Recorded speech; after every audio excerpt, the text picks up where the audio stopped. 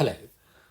We just had the International Children's Day yesterday, so I have picked a little poem which had something to do with children. It's a very fun piece written by the renowned poet of He Zhizhang in the Tang Dynasty. First, let's take a look at this familiar chart. We have said before that in literature, the Tang Dynasty is usually divided into 4 periods: Early Tang, Chu Tang, and Prime Tang, Sheng Tang, Middle Tang, Zhong Tang, and Late Tang, Wan Tang. We can see that He Zhizhang had a rather long life. He lived way past 80 years of age, which was rather unusual at his time. So his life spanned both the early Tang and the Prime Tang, so in the middle of this period. In fact, he had a very distinguished career, claiming the top spot in the national examination and served under the emperor for 5 decades. We now know that it is almost inevitable that people working in politics have ups and downs, and pretty much everybody that we have discussed so far had a period of being demoted or banished or other unfortunate event. But it is extraordinary that He Zhizhang could stay in the center of politics for such a long time. And in the end, it was himself who asked for retirement when he was nearly 84-85. When that was approved by the emperor, and then he left the capital for his hometown, there was a huge feast arranged by the emperor, with every important official in the capital attending to bid farewell. Such was his charm and influence. The poem we are going to learn today was written right after that farewell. And when he actually arrived at his hometown to begin his retirement life. Its title is 回乡偶书. 回 means to return. 乡 means 故乡, hometown. 偶 means casually. 书 usually means a book, but here it is a verb. It means to write something down, a poem or an essay. So this title means casually writing down something. Here, a poem, where the poet returned to his hometown. Let's read this poem together first. 回乡偶书，少小离家老大回，乡音无改鬓毛衰。儿童相见不相识，笑问客从何处来。Shao means young, little. Note that this character is usually pronounced as 少, meaning small quantity, but here, when meaning young age, it is pronounced as 少. 小 means the same, young and little. 离 is to leave. 家 is home. So 离家 is to leave home. 老 means old, and 大 is the same, grown up and old. 回 means to return. We have seen the usage of this 少 and 老大 in another poem. Do you remember which one? It's 长歌行, 少壮不努力, 老大徒伤悲. If you don't work hard when young and strong, when you grow old, you will feel the pain in vain.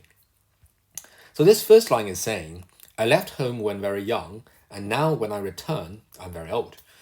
We just said that He Zhizhang was away from home for more than 550 years, working in the capital. With such a big gap, there's a huge contrast in time and space. And then there is something else that is showing a huge contrast. 乡音 is a local accent. 乡 means hometown, and 音 is the sound, here meaning accent. 无 is not. 改 is to change. Despite the fact that he had been away from hometown for so long, his accent hadn't changed. Something just didn't change and stayed there. What was he saying?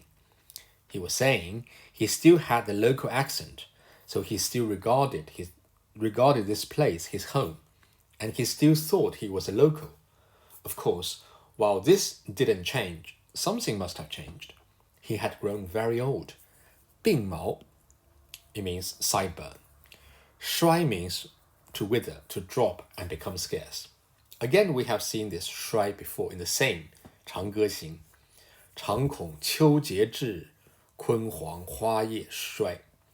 Here it talks about the flower and leaves withering, 花叶衰. Note that in some textbook, this character is pronounced 催. We have talked about this before, that this 催 pronunciation is possibly how it was pronounced in the ancient time. But the mainstream school of thought nowadays is that because we cannot know for sure how every character was pronounced in the past, we should just use some modern pronunciation for everything. So here we use the shui pronunciation. We also mentioned before that apart from contrast, something unexpected, some surprise, is an extremely important element of good literature, and good poetry in particular. In this poem, so far so good. The poet had grown old, he returned home, his accent was the same, but his hair had become scarce. It was a good description, but the idea in the poem is all very naturally flowing, nothing unexpected. But in the next two lines, there was something very surprising. 儿童 means children. Both 儿 and 童 means child. 相见 means to meet, to see. And 相识 means to recognize. So upon his return, he met some children. They saw him, but did not recognize him. Of course they wouldn't. He had been away for 50 years after all. But the real surprise is what followed. The children didn't recognize him. So instead, they asked him with smiles on their faces, 笑问. 客 means guest. 从 means from. 何 means what, which. And 处 means place. 来 means to come. They asked the poet, where do you come from, my dear guest? This must be a shock and would provoke a lot of thoughts, bringing the poet to the reality. The poet doubtless still regarded himself as an old local. But the children there definitely didn't see that way. Instead, they called him a guest, 客. In their eyes, or in the eyes of the true locals, the poet was just a visitor, a guest, a stranger, as they knew nothing about him. This must sound so weird to the poet, as to a certain extent, it is almost an identity crisis. So it is in this half self-mocking and half truthful way our poet wrote this poem. It was quite a fun scene and would guarantee a lot of laughter. But joking and fun aside, there was a very slight sense of nostalgia and melancholy in the poem. The poet must feel the passing of the time and how things change in an unstoppable way. One point which we have said quite a few times before, that one important aspect of the charm of the ancient Chinese poetry is that although they were about things from the past, we, the modern readers, could often find ourselves in the exact same state of mind and sentiment. Almost miraculously, we may find that these poems, in fact, describe our feelings most accurately. It's really amazing thinking about this. This poem is a perfect example. We as adults, at times, must all have this feeling that time has passed. While certain things remain the same, people and things largely have changed. Maybe it is when we go back to places that we used to live but haven't been to for a long time, or when we meet someone whom we haven't met for a long time. This is how things evolve, and there is nothing we can do about it. While we would cherish old memories, to some extent we have been left behind and neglected. So we could only accept this fact and jokingly, self-mockingly say to ourselves that we are now just a visitor and a stranger to those old places and people. On this occasion, He Zhizhang actually wrote two poems under the same title, 回乡偶书. The second one talked about that after so long time, most of the things have changed, and the only thing that remained the same is a water wave in the lake in front of his house, again reinforcing the same idea of passing of time and changes of things. There are a few more things I'd like to mention about He Zhizhang. Because he was in the center of politics for such a long time, he was well acquainted with many famous figures in the Tang dynasty. Widely regarded a respected senior in the eyes of many, he was also a friend of many names that we are familiar with. For example, he greatly admired Li Bai's talent, and it was he who called Li Bai the demoted poet from the heaven, the celestial of poetry, a nickname which I'm sure Li Bai happily accepted, and which we now call him. Li Bai himself wrote about this. He said, 长安一相见，呼我谪仙人. On seeing me in Chang'an, he called me the demoted person from heaven.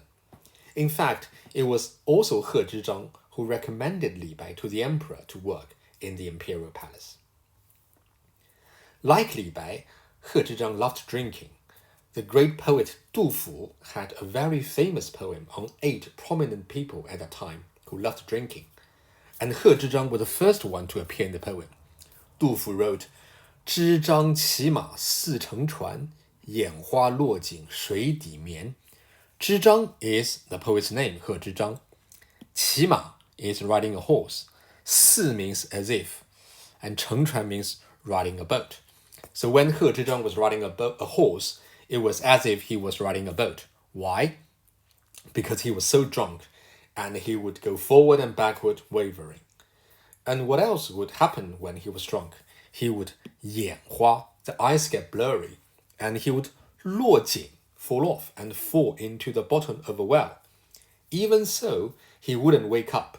He would just fall asleep at the bottom of the well, 水底眠. Of course, this is just exaggeration, but the way Du Fu wrote it showed that He Zhizhang was so much adored by people. He Zhizhang was also good at calligraphy. Here is an example. His way of writing, using strokes to cut space and create something stylish and beautiful, is exceptional.